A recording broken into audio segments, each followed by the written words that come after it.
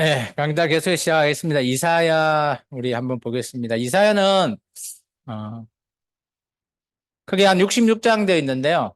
이사야서를 뭐 어떻게 읽어야 되냐에 대해서는 좀 많은 얘기가 나와 있지만, 저희 강주 에스라 상서원은, 두 권으로 나눠서 읽도록 하겠습니다. 1장에서부터 39장, 그리고 40장부터 66장, 이렇게 해서, 나누어서 읽겠습니다.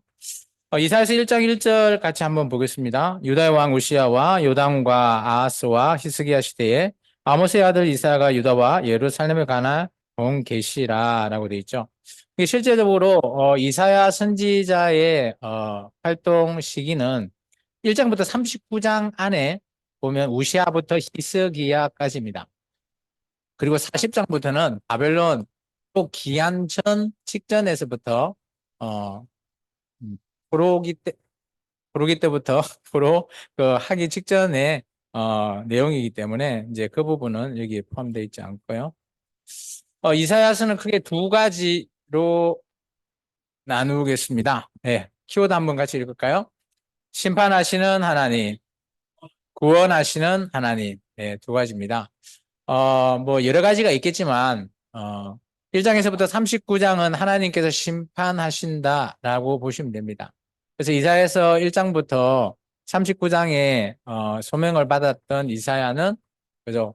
아무것도 하지 말고 그죠? 이 나라가 그냥 안 가르쳐서 망하라고 하는 것이 오늘 1차로 받은 거고요. 그리고 40장부터 66장에서는 이제 나중에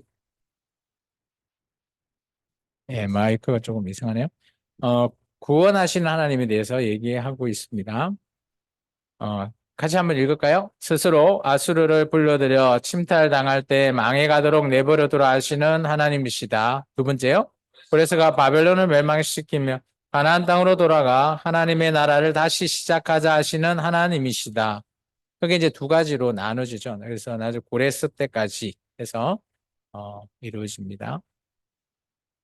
이사의 배경과 메시지를 보면 1장에서부터 39장은 아하스 왕부터 히스기야 왕 때까지로 보통 보여집니다. 그리고 아수르가 가나안에 침략했을 때 그때 실제적으로 하나님의 다른 선지자 같은 경우는 위로를 주기도 하고 하나님께서 그냥 돌아오라 뭐 이런 얘기를 하시는데 오늘 이사에게는 좀 특이한 메시지를 선포하죠.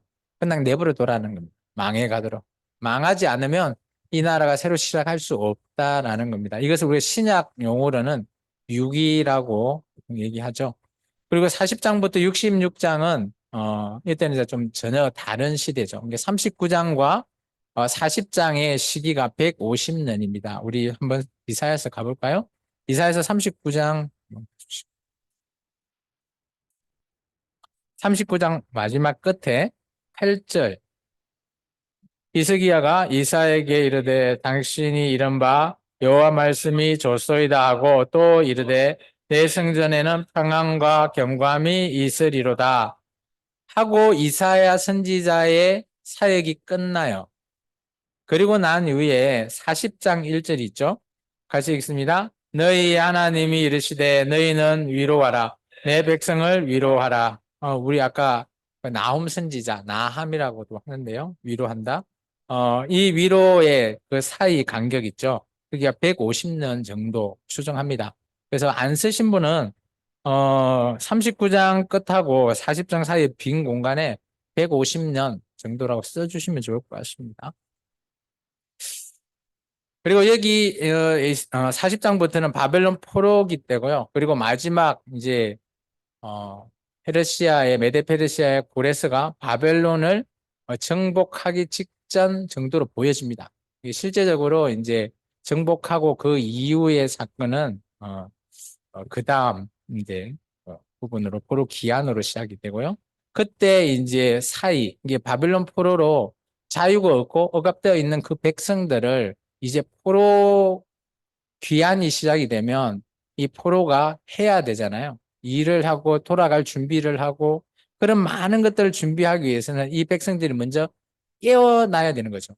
이게 실제적으로 바벨론에서 70년 동안 있던 사람들이 그래서 늘 준비하고 있지 않고 그곳에서 살다가 우리도 보통 한 70년 정도 지나면 쉽게 이렇게 갈 수 있지는 않을 거라고 생각합니다. 우리가 여행을 가더라도, 그죠? 한 3박 4일 여행을 가도 여러분이 준비를 어느 정도 하죠? 뭐 좀 심한 사람은 한 하루, 뭐 종일 뭐 준비하지 않나요? 가방에. 아, 이거 좋습니다. 2시간 만에 끝나신 분도 있고, 여성분들은 뭐, 그죠? 들고 갈 게 너무 많아요. 예, 예, 너무 많습니다. 근데 70년 동안 있었던 나라에서, 캐나다 계셨댔잖아요. 캐나다에서 한 70년 살다가 이제 한국 오려고 해요. 그러면 뭘 준비해야 될까요?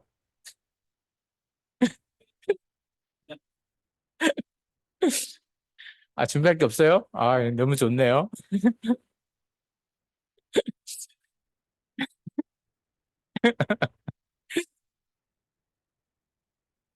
네. 이게 너무 뭐가 많이 다를 거예요. 그죠? 그러다 보니까 참, 이 포로로 잡혀 있다가 실제 예루살렘이라는 곳을 돌아갔다라고 보면 전혀 새로운 땅이지 않겠나 생각됩니다. 그죠? 기존에 뭐, 기존에 살았다가 그 정도 70년 어릴 때 예루살렘에 살다가 바벨론 포로 잡혀갔다 다시 귀환한 사람일지언정 그 사람도 아마 생소할 거예요. 어릴 때 잡혀갔으니까. 나이 들어서 가봐도 다른 나라라고 보이지죠. 그렇기 때문에 참 백성들을 깨워서 준비하는 작업이 필요하다라는 거죠. 그것이 40장부터 66장에 있는 얘기입니다. 이사야의 메시지는 크게 보면, 하나님 앞에, 하나님 앞에 잘못한 그런 배반과 그리고 징계, 회개, 회복, 구원, 이런 뭐 메시지들로 보통 구성되어 있는데 이게 저는 이렇게 좀 봐봤어요. 우리가 창세기 보면 우리가 어제 했죠. 창세기 보면 그죠? 창타, 심, 신분 했잖아요. 이게 그 내용을 보면 하나님이 창조하시고 그리고 타락하고 심판하고 또 새롭게 분산하면서 구원하시잖아요. 이런 순서. 그리고 우리 사사기에 보면 악의 순환이라고 하는데 거기도 그죠? 실제 죄를 지어서 그죠? 하나님 앞에 하나님을 몰라 하고 우상 숭배하다가 그 쳐들어오니까 하나님 앞에 기도해 갖고 구해달라 했을 때 그죠? 재심판 회개하고 다시 구원하고 또 구원받았는데 또 이제 그 사사가 없어지면 또 죄짓고 뭐 이 고리가 계속 순환되는 이런 부분. 오늘 이사야 메시지도 좀 그렇게 보여집니다. 이게 이사야 1장의 내용이 이사야 66장 전체를 봤을 때 아마 이런 형태로 좀 구성되어지는 부분들이 좀 보여서 제가 이 부분을 좀 소개할까 합니다. 우리 이사야서 1장 한번 가보겠습니다. 이사야 1장 2절에서부터 4절까지 같이 읽겠습니다. 하늘이여 들으라 땅이여 귀를 기울이라 여호와께서 말씀하시기를 내 자식을 양육하는 그들이 나를 거역하였도다. 소는 그 임자도 알고 나귀는 그 주인의 구유를 알거마는 이스라엘은 알지 못하고 나의 백성을 깨닫지 못하는도다 하셨도다. 슬프다 범죄한 나라여 허물진 백성이요 행악의 종자여 행위가 부패한 자식이로다. 그들이 여호와를 버리며 이스라엘의 거룩하신 이를 만울히 여겨 멀리서 물러갔도다. 어, 이 내용이 보면 그죠? 하나님 앞에 하나님의 말씀을 거역하게 되는 정말 배반하고 하나님을 떠나게 되는 내용들을 얘기하고 있습니다. 거역한다라는 뭐 이런 단어가 뭐 파샤라고 하는 그 히브리어인데 이게 뭐 도망하다, 도망치다 뭐 이런 뜻이거든요. 하나님과 정반대의 길로 그냥 가버리는 거. 하나님의 백성이 하나님의 길로, 과 정반대의 길로 가는 그런 내용들. 이게 놀랍게도 이 이사야 선지자는 소나 말 이런 것도 자기 주인 아는데 너는 네 주인도 몰라보냐라는 그런 한탄 섞인 목소리가 1장 3절에 얘기하고 있죠. 그래서 하나님께서 5절에 보시면 너희가 어찌하여 매를 더 맞으려고 폐역을 거듭하느냐 온머리는 병들었고 온 마음은 피곤하였으며 발바닥부터 머리까지 성한 곳이 없다라는 거죠. 하나님께서 그래서 그들을 배반한 그들을 징계하겠다라는 거죠. 심판하신다라는 것을 말하고 있습니다. 그런 백성들이 오늘 16절에 보시면 이제 하나님의 어떻게 보면 소망이긴 하지만 이들이 회개를 얘기하는 거죠. 너희가 스스로 씻으며 스스로 깨끗하게 하여 내 목전에서 너희 악한 행실을 부리며 행악을 그친다. 이게 하나님의 메시지예요. 내가 지금 하고 있는 그 일, 그 악을 제발 좀 그쳐라라는 거예요. 근데 이들은 그 메시지를 들은 백성들은 욕하지 말라라고 듣고 있다라는 거예요. 그리고 나서 이들이 심판받고 난 이후에 실제 하나님께서 회복을 얘기하시죠. 우리 18절, 19절 얘기합니다. 읽습니다. 여호와께서 말씀하시되 오라 우리가 서로 변론하자. 너희 죄가 주홍 같을지라도 눈과 같이 이어질 것이요 진홍같이 붉을지라도 양털같이 희게 되리라. 너희가 즐겨 순종하면 땅의 아름다운 소산을 먹을 것이요. 이게 몇 가지요? 하나님께서 얘기하잖아요. 나와라. 내가 회복시켜 주겠다. 내 말을 잘 듣고. 그렇지 않으면 당연히 심판받는 그 부분을 얘기하고 있습니다. 그리고 27절에 보시면 이게 이제 하나님 나라의 그죠? 구원을 얘기하는 거죠. 하나님 백성을 향해서 같이 읽습니다. 시온은 정의로 구속함을 받고 그 돌아오는 자들은 공의로 구속함을 받으리라. 그래서 실제 하나님의 구원을 통해서 이 이사야 선지자의 마지막 포로기 때 이제 다시 귀환하는 그런 내용의 메시지를 담고 있습니다. 이 1장의 내용은 물론 전체의 메시지를 좀 요약해 놨다라고 저는 좀 보여져요. 그래서 이사야 66권이 물론 뭐 39권가 또 40권부터 66권이 나눠서서 이제 다른 선지자가 쓰고 있지만 이걸 한 책으로 봤을 때 아마 이런 메시지들이 남아 있는 거는 아마 전체를 요약하고 있는 그런 게 1장 정도로 보여집니다.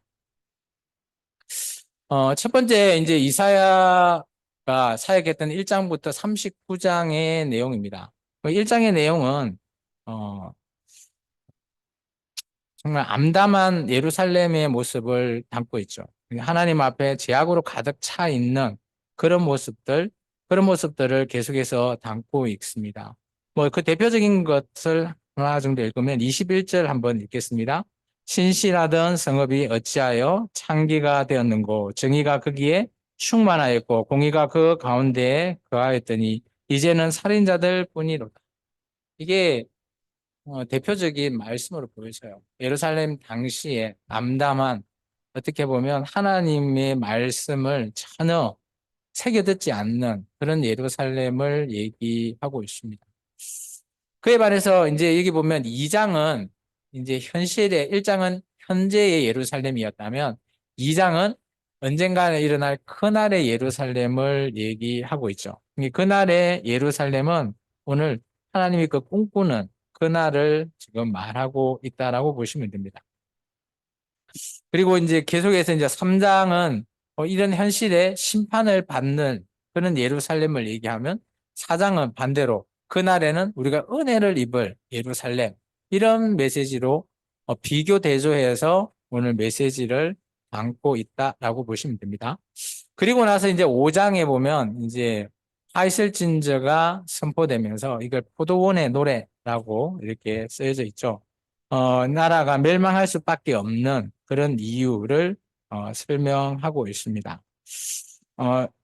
이 5장에 가보시면 하나님께서는 이렇게 생각했습니다. 5장 2절입니다. 같이 읽을까요? 땅을 파서 돌을 제하고 극상품의 포도나무를 심었도다.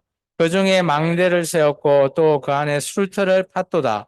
좋은 포도 맺기를 바랐더니 덜 포도가 하나님은 정말 치극정성으로 좋은 포도를 맺기 위해서 심었는데 실제 나온 결과물이 덜 포도래. 안 좋은 포도를 이야기하는 거죠. 이게 하나님이 정말 우리 하나님의 백성 이스라엘 민족을 정말 잘 생각해 보면 그죠? 창세부터 시작해서 하나님 백성 아브라함 때부터 생각해서 그 많은 하나님의 백성과 늘 함께 하고자 했지만 이들은 그죠? 결혼하고 난 이후부터 신혼 때부터 바람을 피고 하나님의 뜻을 뭐 정말 저버리는 그런 관계를 정말 통해서 보면 정말 이들이 하나님 앞에서는 화가 있을 수밖에 없는 그런 사라가 되어버렸다라는 것을 얘기하고 있습니다. 그러면서 오늘 이런 상황을 통해서 오늘 하나님께서는 이사야 선지자 앞에서 오늘 이런 내용들을 설명하고 있습니다. 그게 6장이거든요. 6장에 보시면 우시야 왕 때입니다. 우시야 왕 때 왕이 죽던 해라고 되어 있잖아요. 어, 우시야 왕이 죽던 그 해에 실제 내용들을 설명하고 있는데요. 뭐 여기는 아마 보면 이제 서랍 천사가 있고 막 이런 그 내용들을 보면 좀 어, 하나님과 서랍 천사 그리고 뭐 이사야 선지자도 있고 뭐 이런 모습들로 이제 보여집니다. 이걸 이제 우리가 소명장이라고도 하는데요. 거기서 보면 실제 이제 어, 이 나라를 이게 어떻게 해야 되는지에 대해서 설명하고 있죠. 그러면서 우리가 보통 이제 소명장이라고 하면 그죠? 8절 보통 많이 얘기하죠. 내가 또 주의 목소리를 들으니 주께서 이르시되 내가 누구를 보내며 누가 우리를 위해 갈고 하시니 그때 내가 이르되 내가 여기 있나이다 나를 보내소서 하랬더니 근데 이것은 소명은 아니고 누가 갈 거냐 물어본 거죠. 그때 이제 이사야가 나를 좀 보내달라. 근데 자기가 그죠 죄가 있으니까 그러니까 선합천사가 입술에 찢어서 그죠 죄를 사해 줘서 갈 수 있는 조건을 만들어 주고 그리고 실제 하나님께서 소명을 준 부분은 9절입니다. 9절과 10절 하나님의 메시지까지 주죠. 여호와께서 이르시되 내 가서라고 했잖아요. 이 갔다라는 게 이제 소명, 사명을 주신 거죠. 우리 9절과 10절 읽겠습니다. 여호와께서 이르시되 가서 이 백성에게 이르기를 너희가 듣기는 들어도 깨닫지 못하는 것이요 보기는 보아도 알지 못하리니 이 백성의 마음이 둔하게 하며 그들에게 기가 막히고 그들의 눈이 감기게 하라. 염려하건대 그들이 눈으로 보고 귀로 듣고 마음으로 깨닫고 다시 돌아와 고침을 받을까 하노라 하시기로. 아멘. 하나님의 메시지가 참 기존의 선지자 메시지와 전혀 다른 메시지죠. 그냥 내버려 두라는 가르치지 말라는 거죠.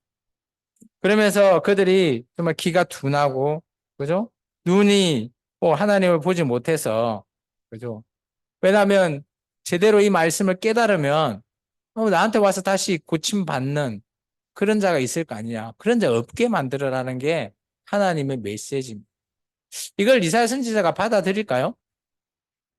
저는 이 메시지를 받기는 했지만 그렇지 않다고 봅니다. 근데 이사야 선지자가 열심히 아마 이 메시지를 듣고도 이스라엘 백성을 깨우치기 위해서 아마 사역을 했을 거라고는 보여집니다.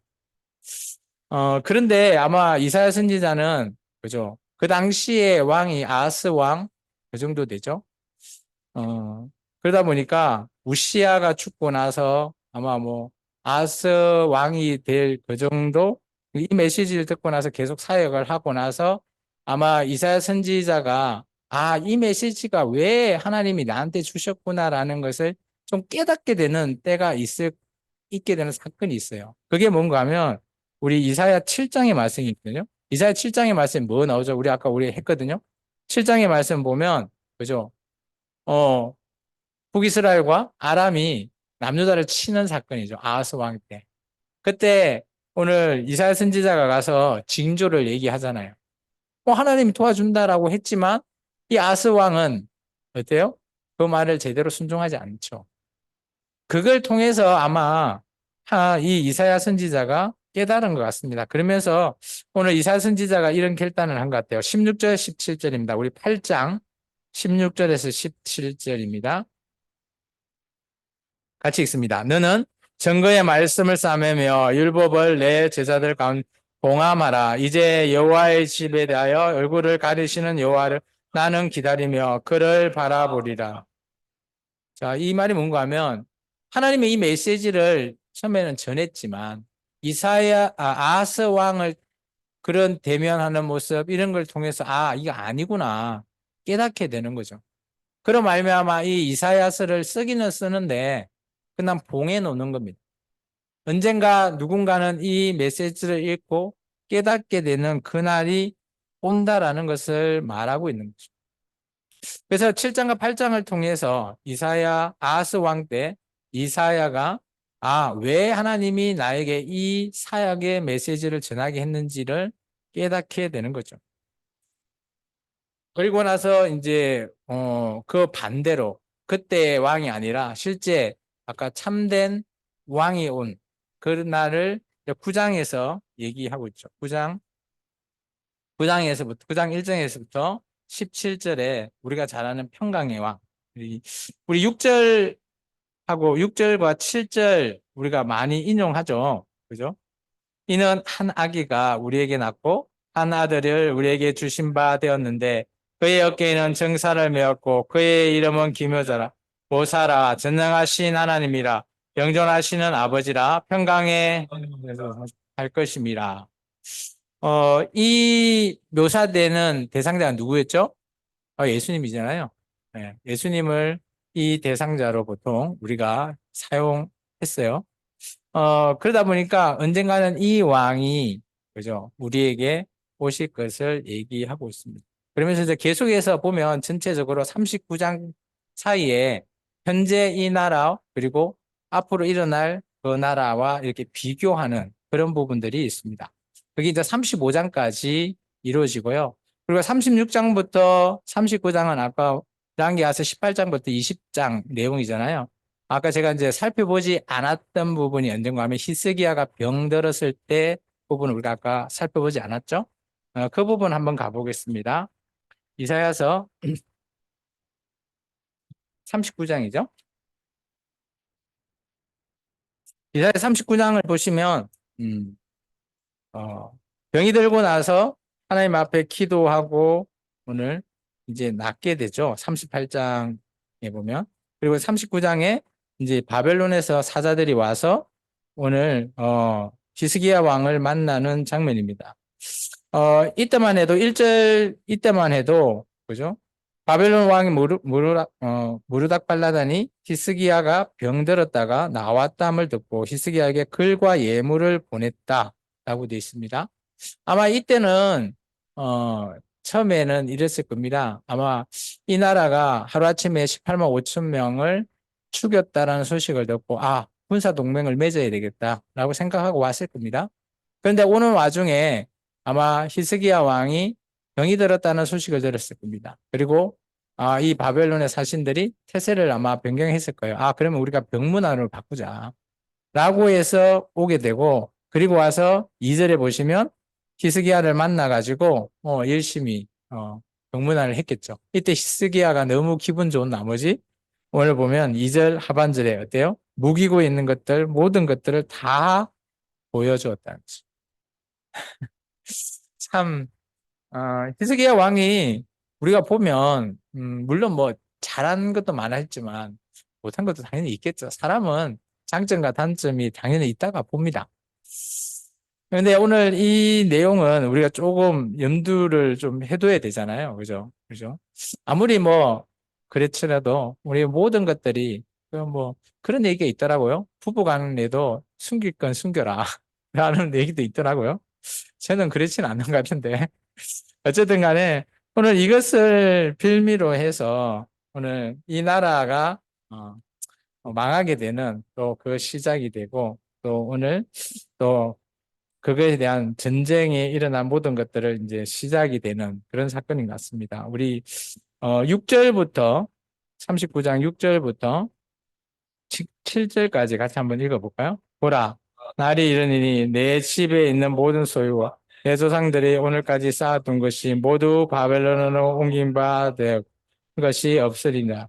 여호와의 말이니라. 또 내게 태어날 자손 중에서 몇이 사로잡혀 바벨론 왕의 환관이 되리라 하셨니.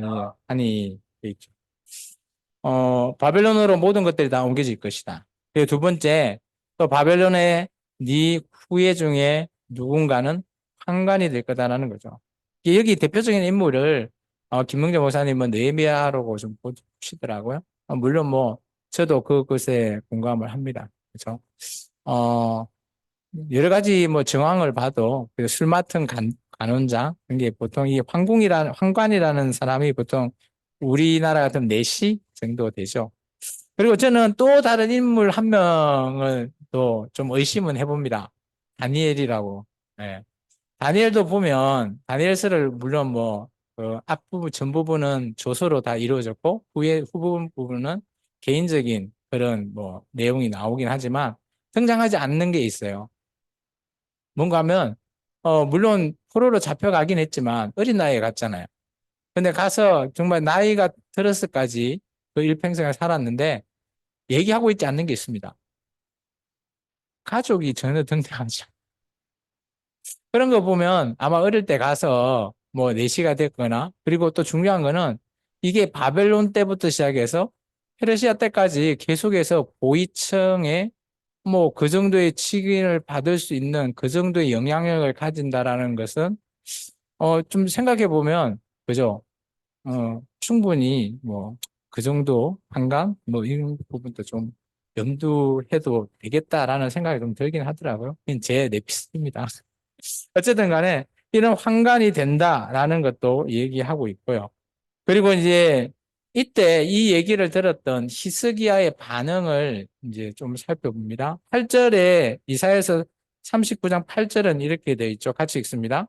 히스기야가 이사야에게 이르되 당신이 이른바 여호와 말씀이 좋소이다 하고 또 이르되 내 성전에는 평안과 경건함이 있으리다.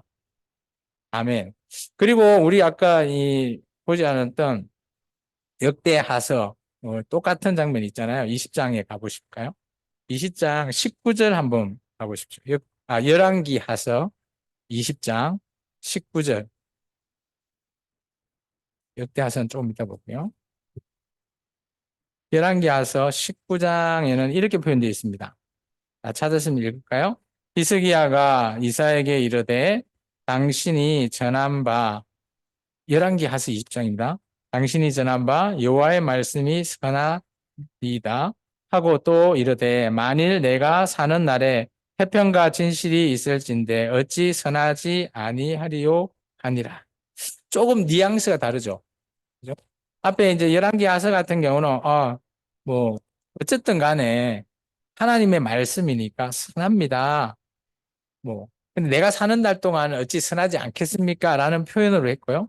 여기는 보면 여호와 말씀이 조소이다.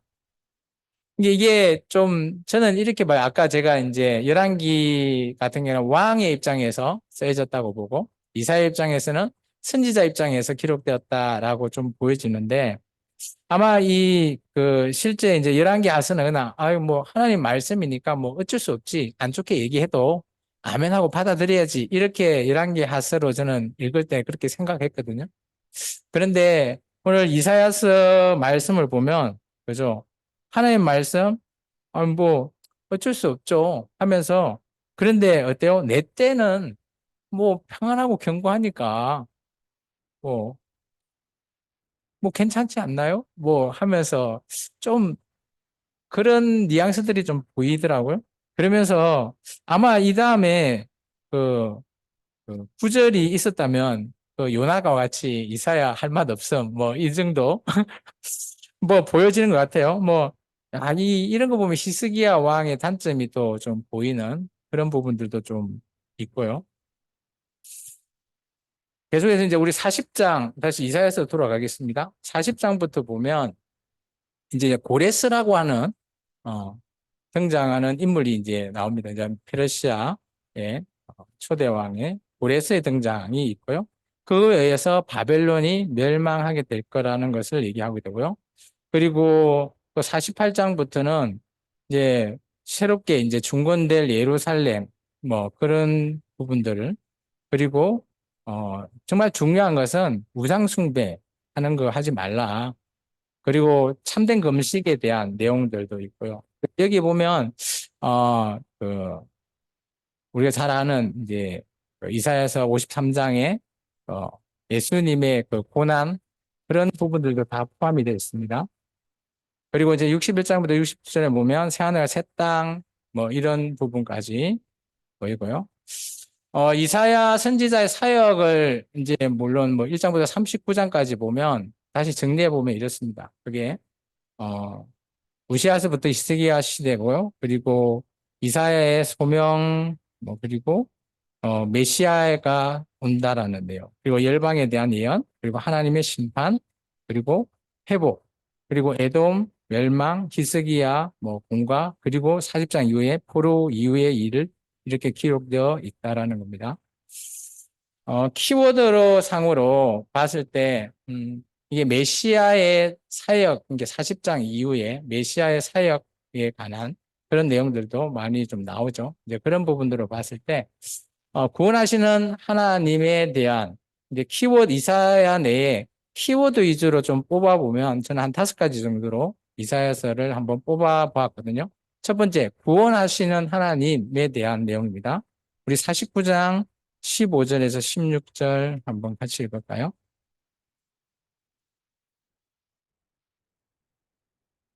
구원자 이스라엘 하나님이여 진실로 주는 죄송합니다. 제가 잘못 읽었네요. 제가 딴 걸 읽었습니다. 49장이죠. 49장 15절에서 16절. 여인이 어찌 그 젖먹는 자를 잊겠으며 자기 태에서 난 아들을 긍휼히 여기지 않겠느냐.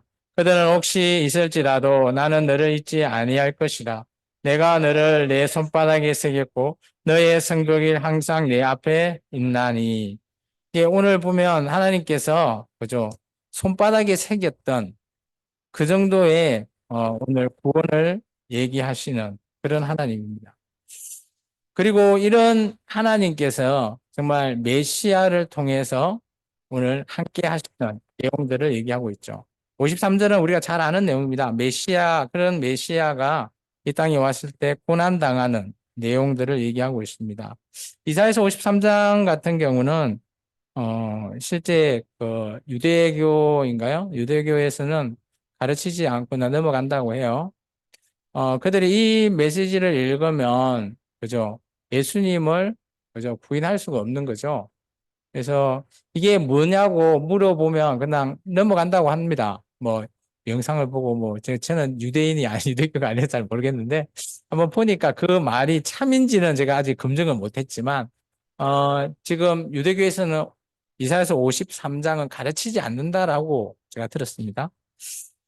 그 내용은 우리가 메시아의 고난을 얘기하는 거죠. 뭐 5절과 6절의 내용, 그죠? 그 내용들을 얘기하고 있고요. 그리고 또 메시아의 탄생은 우리가 마태복음을 통해서 임마누엘, 오신 예수님을 또 얘기하고 있고.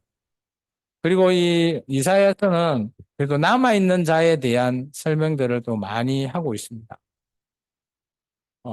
우리 11장 16절부터 한번 볼까요? 11장 16절에 보면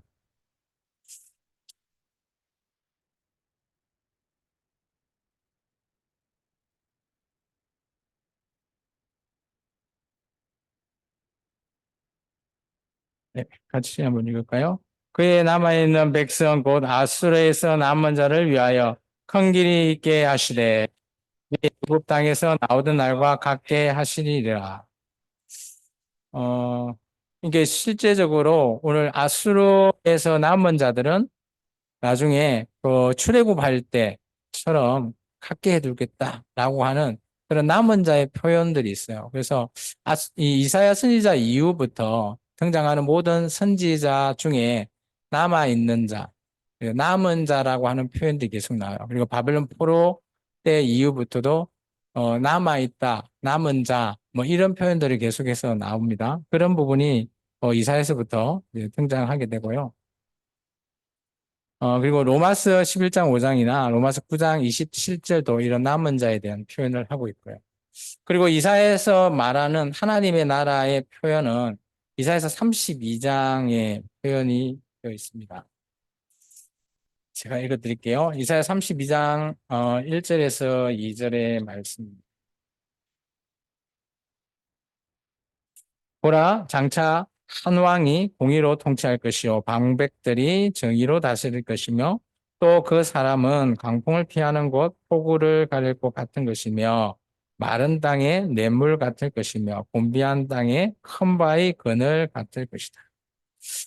이게 장차 한 왕, 이게 어, 메시아 그리고 하나님의 나라 뭐 그런 것과 이어져 있다라고 보시면 되고요. 그리고 이사야는 뭐 천년왕국이나 새하늘 새 땅, 뭐 이런 표현들이 곳곳에 또 많이 표현되어 있습니다. 어, 이사야서 65장 17절 볼까요? 대표적으로. 65장 17절에 보시면 보라, 내가 새 하늘과 새 땅을 창조하나니 이전의 것이 기억되었거나 마음에 생각나지 아니할 것이다. 여기서 새 하늘 새 땅은 어쨌든 천연왕국 그 정도 좀 보여지고요. 이게 뭐 계시록하고 이어졌을 때 천년왕국이냐 아니면 새 예루살렘 성이냐 이런 뭐 의견이 좀 분분하기도 하지만 어쨌든 이사야라고 하는 이 선지자는 놀랍게도 우리가 말하는 계시록까지의 그런 계시 내용을 어, 여기 이사야 사역자가 하나님 앞에 다 보게 되었죠. 근데 그런 많은 것들을 이 이사야 선지자가 그죠 전해야 되는데 말로 못하고 그냥 글로만 남겨놓을 수밖에 없는 그런 안타까운 내용들을 포함하고 있습니다. 이 메시아에 대한 탄생이나 사역, 고난 그리고 재림에 대해서는 뭐 이게 를 보고 확인하시면 될 것 같고요. 그리고 우리 열왕기하서 21장 한번 가보겠습니다. 이 히스기야 왕 이후부터 이제 시대가 좀 바뀌게 되죠. 실제 히스기야 왕 이후에 므낫세 시대가 이어지게 됩니다. 열왕기하서 21장입니다. 북이스라엘이 이제 이혼한 이후에 이제 실제적으로 남유다도 이혼의 기로 처벌될 수밖에 없는 그 내용을 얘기하고 있습니다. 그래서 오늘 므낫세 왕과 요시야 왕의 이야기를 한번 살펴볼까 합니다. 남유다가 멸망하기 직전에 실제 하나님의 진노를 사게 된 므낫세 왕입니다. 우리 열왕기하서 21장 1절부터 이제 내용이 쭉 나오는데요. 우리 1절부터 2절까지만 3절까지 읽겠습니다. 므낫세 왕이 되되 나이가 12세라 예루살렘에 55년간 다스린 그의 어머니 이름은 헵시바더라. 므낫세가 여호와 보시기에 악을 행하여 여호와께서 이스라엘 자손 앞에서 쫓아내신 이방 사람 가증한 일을 따라서 그의 아버지 히스기야가 헐어버린 산당들을 다시 세우며 이스라엘의 왕 아합의 행위를 따라 바알을 위하여 제단을 쌓으며 아세라 목상을 만들 하늘의 이런 성실을 경배를 섬기며 여기까지 볼게요. 그 외에 많은 것들이 있습니다. 뭐 6절에 보면 아까 얘기했던 아스 왕이 행했던 몰렉신에게 자기 아들을 드리는 그런 불가운데로 드리는 행위도 했고요. 그리고 나서 아세라상을 그죠 목상을 성전에 세우는 그런 얘기까지 포함되어 있습니다.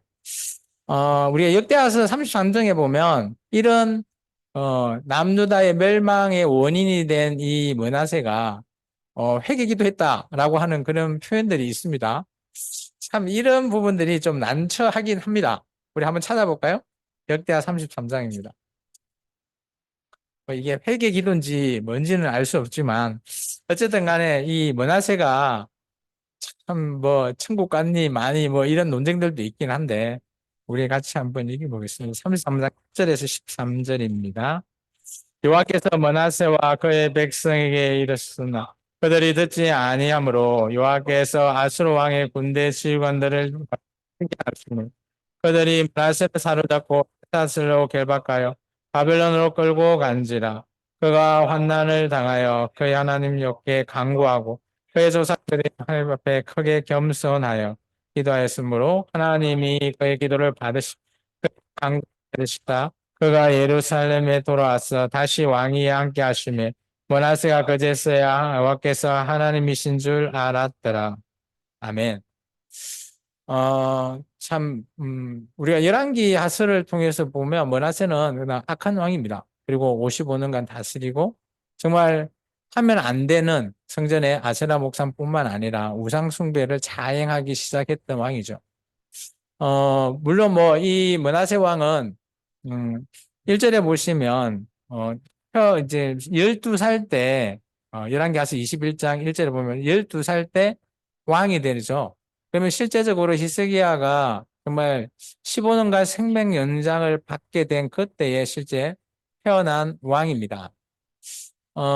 그런 왕이 그 모든 악한 일, 그 어머니 헵시바를 통해서 하게 되고, 또 물론 뭐 그것을 이 왕이 계속해서 이어서 하게 됐겠죠.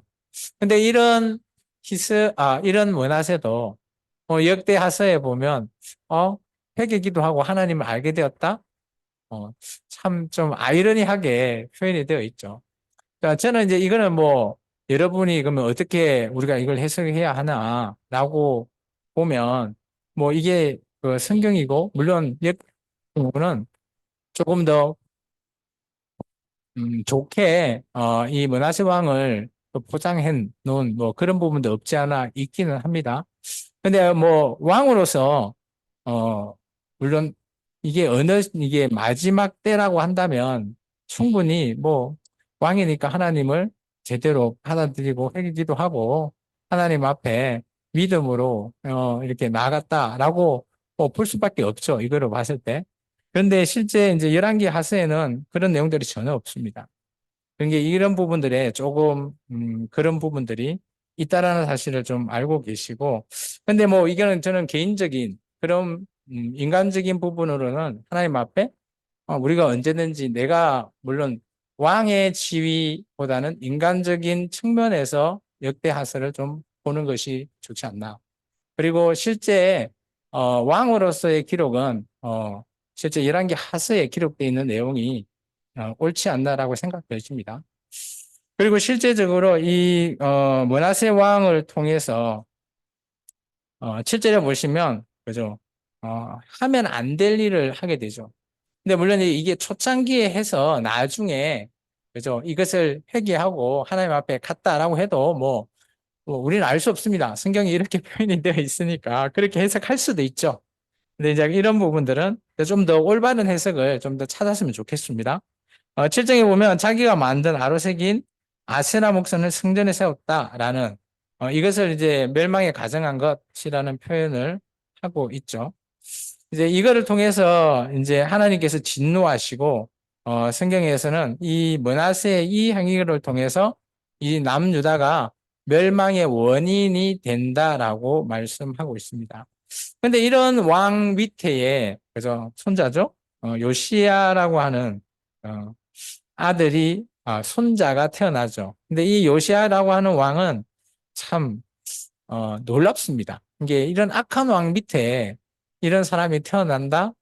물론 뭐 대를 좀 건너뛰긴 하지만 이제 믿음이라는 것이 저는 우리가 보통 이제 믿음을 유산으로 자녀에게 물려줘야 된다. 그건 맞다고 봅니다. 그래서 우리의 대표적인 믿음의 그런 대표격은 보통 아브라함 집안을 우리가 보통 손꼽잖아요. 아브라함이 아들 이삭에게, 뭐 야곱에게, 요셉에게, 뭐 이런 그런 믿음을 물려줘라라고 하는 그런 것을 우리가 늘 염두하고 있는데 오늘 이런 경우도 있다라는 겁니다. 이게 인생과 우리가 세상이 살아가는 그런 삶 속에서 모든 것들이 한결같지는 않다라는 거예요. 안 좋은 그런 자중에서도 정말 믿음 좋은 사람이 태어날 수 있고요. 또 그렇지 않는 경우도 있다라는 겁니다. 근데 오늘 요시야 왕은 오늘 하나님 앞에 종교 개혁을 하게 되죠. 22장과 23장이 요시야 왕에 대한 내용들을 쭉 설명하고 있습니다. 실제 이제 요시야 왕 같은 경우는 평가도 좋습니다. 그죠? 2절에 보시면 22장 2절에 보시면 그죠? 다윗의 모든 길을 행하고 좌우로 치우치지 않은 그런 왕으로 평가하고 있습니다. 그리고 결정적인 증거는 아마 3절에 나오는 그죠? 3절에서 나오는 성전 수리하고 있는 도중에 율법책을 발견했죠. 8절에. 그로 말미암아 그 율법책을 듣고 나서 옷을 찢고 통곡하게 된 그 사건이 아마 요시야 왕에 있어 일대의 터닝 포인트라고 저는 보여집니다. 그 전에 어떤 왕도 이렇게 하나님의 말씀을 제대로 읽고 이 말씀대로 순종해 나아가려고 하는 왕이 보이지 않았다는 거지. 실제 이렇게 뭐 안 읽어주고 뭐 물론 이제 여기 보면 hil기야라고 하는 대제사장도 수리할 때 율법책 이 신명기서라고 하는데 발견한 걸 보면 물론 뭐 성경 우리처럼 성경 낭독이나 성경 강좌나 이런 것들을 잘 하지 않은 걸로 보여지긴 합니다. 그렇지만 오늘 또 그런 강자를 하는 와중에도 그죠? 왕이 깨닫고 돌아서는 왕도 많지 않다라는 거예요. 이게 정말 하나님이 보시기에 요시야를 통해서 요시야 이전보다 이후보다 이런 왕 없다. 그런 평가까지 해주는 게 아마 요시야 왕으로 보여집니다. 그리고 요시야 왕의 내용들은 전반적인 그 기억들이 있고요. 그리고 아까 제가 좀 전에 설명했던 6월절 이게 21절부터 23장 21절부터 6월절을 지키게 되는데요. 이 6월절에 대한 언약책에 기록된 대로 21절 나오죠. 그대로 6월절을 지켰다라고 보시면 되고요.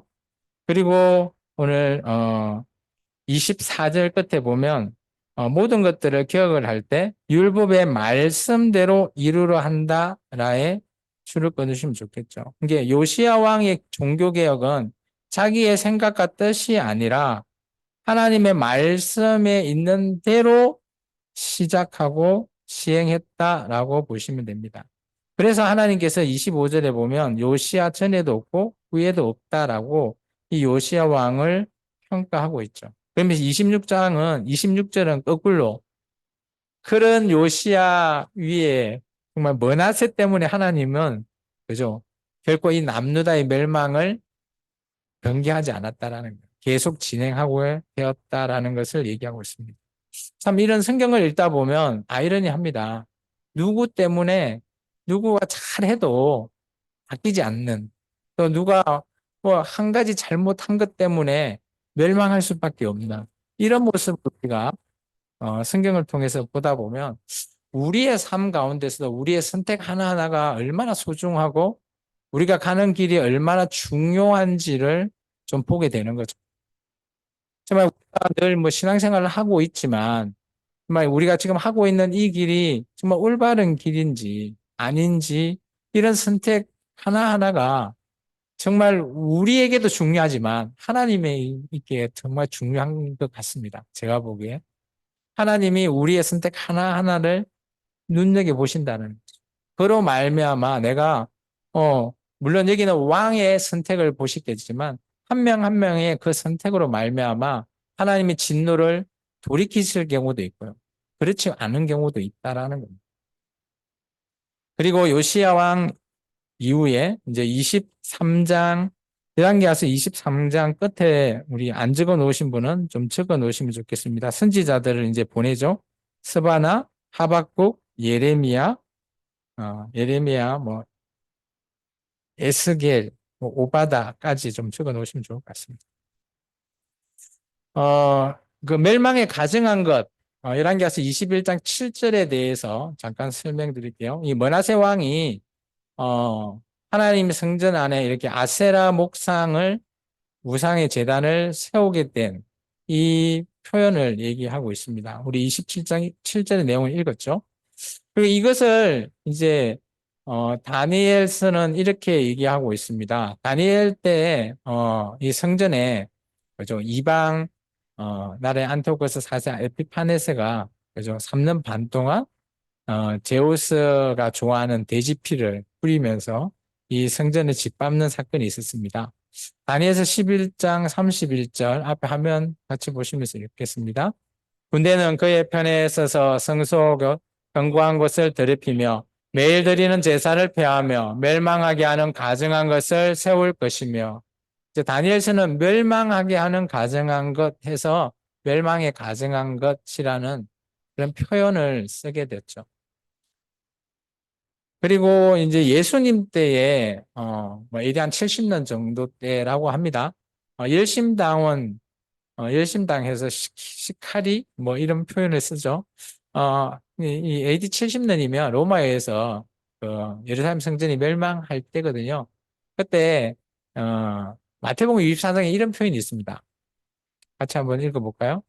그러므로 너희가 선지자 다니엘이 말한 바 멸망에 가증한 곳이 거룩한 곳에 선 것을 보거든 읽는 자는 깨달을진즉 그때 유대에 있는 자들은 산으로 도망할지나 이게 예수님께서 얘기하신 거거든요. 근데 이때 실제 이 경우를 봐가지고 많은 자들이 뭐 유대 동쪽, 펠라, 그쪽으로 도망갔다라고 합니다. 그래서 많은 사람들이 죽지 않고 실제 열심당한 이 사람들만 실제 로마에 의해서 죽임을 당했다라고 하죠. 근데 그때 사건이 있고, 이제 마지막 때에 이제 적그리스도 성전에서 자기가 하나님이라고 칭하는 데살로니가 후서 2장 4절의 말씀입니다. 같이 읽습니다. 그는 신이라고 불리는 모든 것과 숭배함을 받은 것에 대항하여 그 위에 자기를 높이고 하나님의 성전에 앉아 자기를 하나님으로 세운. 이 말씀은 염두에 둬야 되겠습니다. 아직까지 이루어지지 않는 일이고 언젠가는 이루어질 일이라고 보여집니다. 그래서 언젠가는 하나님의 성전에 앉아 자기를 하나님이라 불리는 그 자가 있을 때를 예견한 말씀이죠.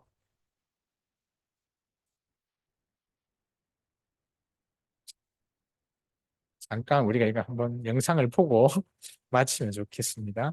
신약 성경에 적그리스도가 있다면 구약 성경에는 바알이 있습니다. 우상 숭배의 대명사이자 이스라엘을 종교적 타락으로 이끈 가나안 토착 종교에는 바알이라고 불리는 신이 존재하고 있죠.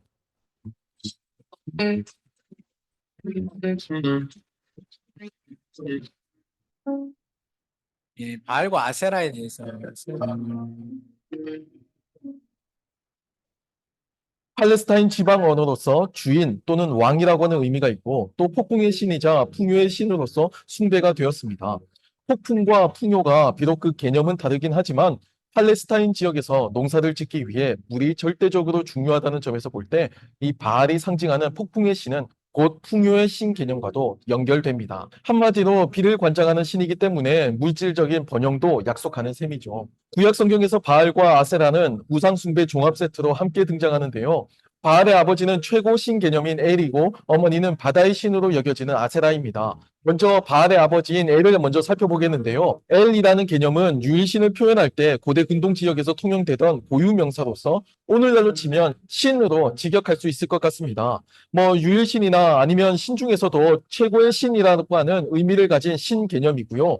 또 이 용어는 구약 성경에서도 등장하고 있죠. 원래 셈족 계통의 최고 신을 지칭하던 고유 명사이고 우가립 문헌에 따르면 늙고 수염을 가진 남성의 외모를 가지고 있었다고 합니다. 엘은 신의 서열 중에 제일 첫 번째이고 창조의 신이지만 서열과 달리 실제 셈족 계통의 신화에서는 실권이 거의 없는 명예직으로 등장하고 있습니다. 무엇보다도 인간과 흡사한 신의 이미지를 보여주는데 그리스 신화의 제우스와도 같이 가정에서 분란도 있고요. 습도 좁고 또 특히 아들인 바알과 권력 문제로 인해서 사이가 좋지 않게 나오기도 합니다.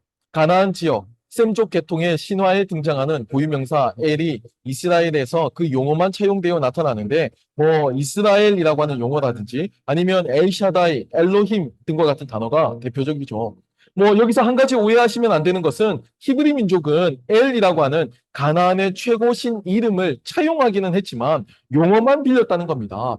여호와 하나님은 이스라엘 민족이 부르지도 또 쓰지도 않고 늘 에둘러서 표현할 정도로 신성한 존재셨기 때문에 당시 가나안에서 가장 신성한 존재에게 사용되던 그 단어를 빌려서 표현한 것에 불과하죠. 세모파의 일부인 아랍어에서도 신을 지칭하는 단어인 알라도 역시 이 엘에게서부터 그 어원을 공유합니다. 아랍어도 당시 통용되던 최고 신성한 존재에게 사용되던 단어를 차용한 것이고요. 셈족 신화에 등장하는 엘은 구약 성경의 하나님이나 이슬람교의 알라와는 다르다는 것을 먼저 기억하고 넘어갔으면 좋겠습니다.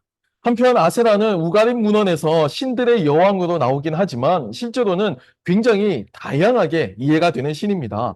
바다를 지배하는 여신이라고 하는 의미도 있고 또 나무신이기도 합니다. 바알 종교 안에서는 바알이 제단을 상징한다면 아세라는 그 제단을 지키는 나무 조각상으로서 나타나죠. 바알의 아내로 나타나지만 그 외의 신화를 보게 되면 아세라는 엘의 아내로도 등장하는데요. 그에 따르면 바알의 어머니가 되는 셈이죠. 그 외에 아티라, 아스다롯 등으로도 나타나는데 그 아세라는 게 그죠 엘의 부인도 됐다가 그 아들의 또 부인도 되고 하여튼 그런 종류의 아세라 에 대해서 얘기했습니다. 네, 우리 50분이네요. 잠깐 쉬고 4시에 시작하도록 하겠습니다.